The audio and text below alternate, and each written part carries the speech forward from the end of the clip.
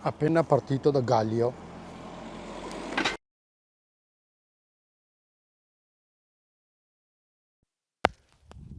Campo Mulio al chilometro 10,57. Al 12,29 bivio, girare a destra per Marcesina.